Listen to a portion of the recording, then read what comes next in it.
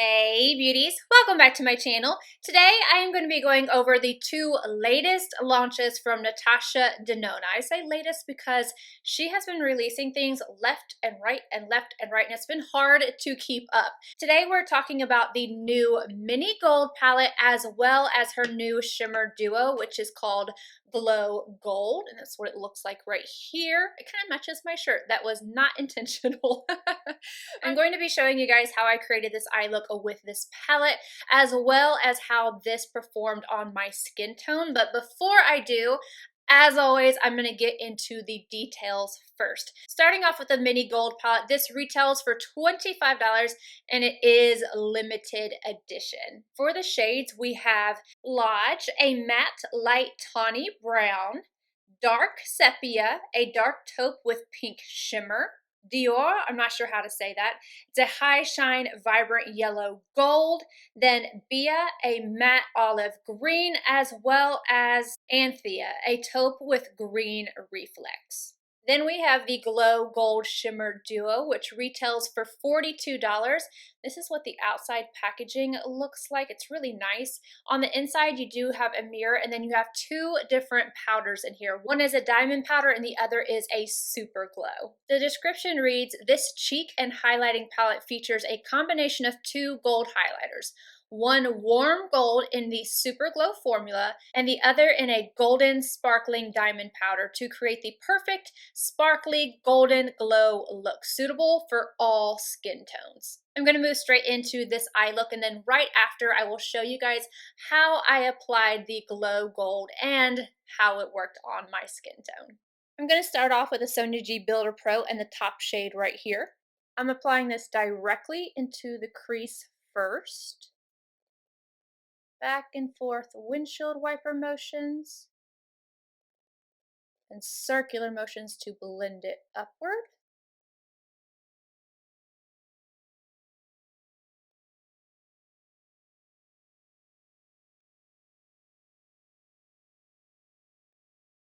I did have to build this shade up just a little bit in order to get it to the pigmentation level that I wanted. Sonia G Crease Pro and the green. I am going to start by tapping this on the outer corner. This is the shade I the most excited to use. It's really pretty. I'm just going to work this up and into the crease.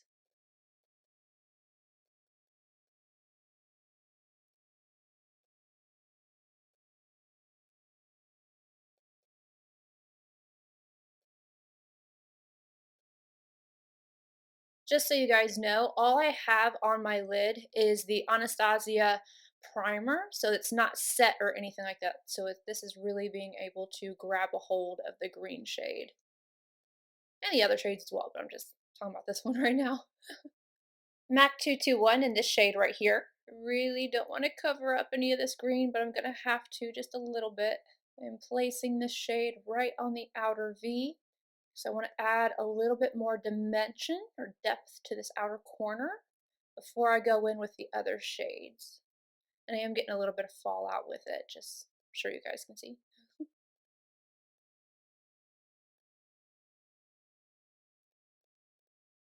Esom W21 in the bottom shade. I am going to pack this on the center of the lid, tapping over the edge of the last shade we laid down. I'm pressing this in and then swiping, and I'm going to go all the way up to the crease, but I'm not going to pass it. And I don't want to take this too far in because I'm going to put the lightest shade right up front. And then lastly, I'm going to grab this shade right here on a MAC 242.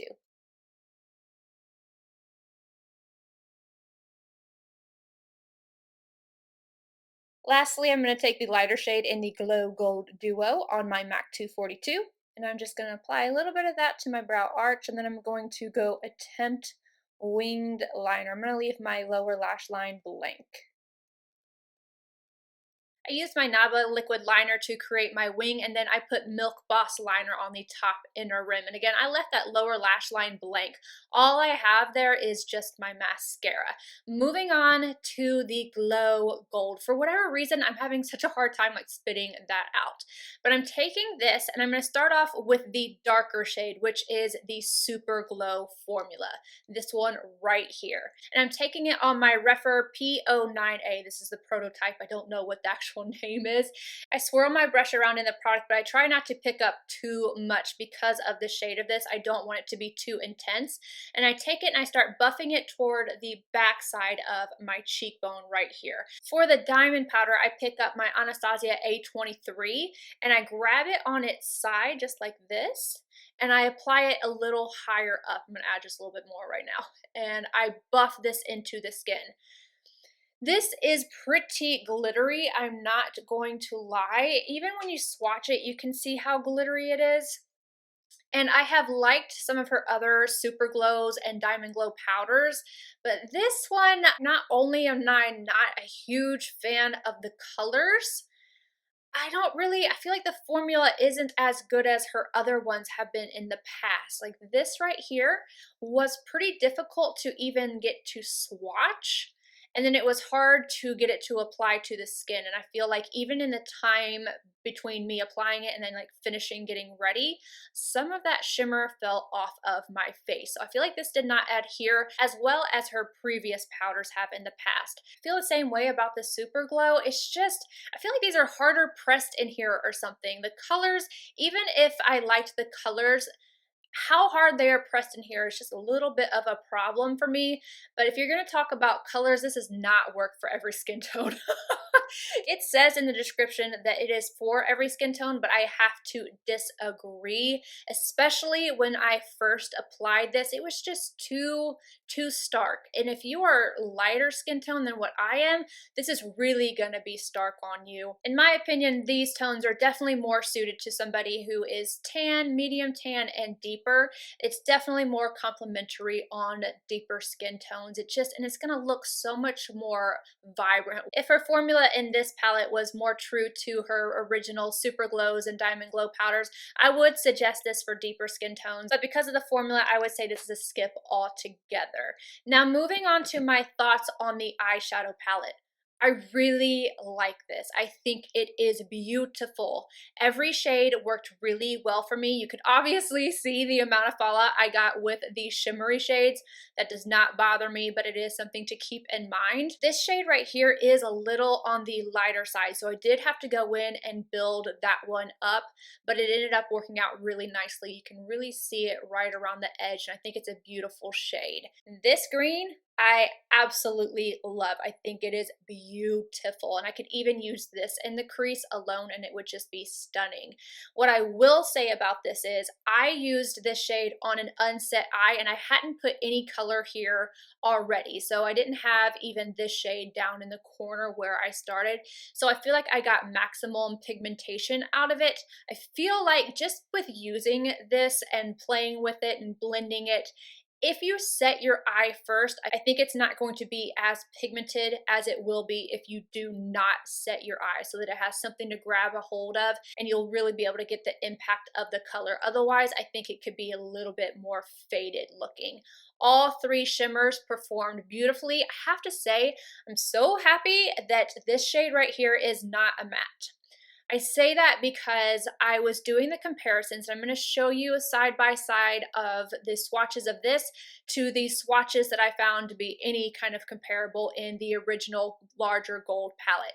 So the larger gold palette is down at the bottom, and you already have so many matte shades that are this color. So I was happy to see this being a shimmer instead of a matte, so that you have just some variety instead of having multiples of that dark brown or dark charcoal color. And I think this will make a beautiful full smoky eye because of the shift in it. It's really beautiful. This shade right here is not an exact match to the one in the gold palette, but it is pretty close. So I wouldn't buy this palette for that shade or anything like that. And then I really like this green right here. Now I want to point out one more thing before I give you guys my final thoughts, and that is with the Dark Edit palette from VISEART.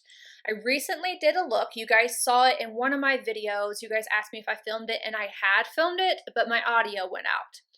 Now I'm going to insert that picture, and it's basically this exact same eye look, but I used this palette right here. So if you already have this one, granted these are not the same, but you can definitely get similar looks. When I was finished with this, I was shocked about how close it was to the look that I created with this palette. So you have this green right here. Let me see, I'm gonna just swatch it on my finger real quick. This green, and then the one in here,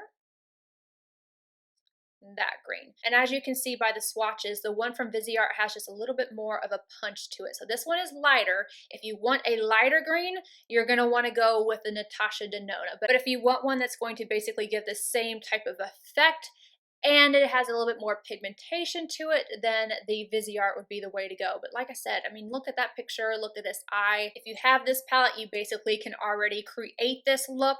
And then also, if you were kind of debating between the two, I mean, this one is more expensive, but you are also getting more shade. So it's just something to think about. I don't think that they are exact dupes or anything like that. It's just some food for thought for you guys. But if you're asking me just on this palette alone if I like it, I really do. I think it is beautiful. I think it worked beautifully, and I really like the look that I got out of it.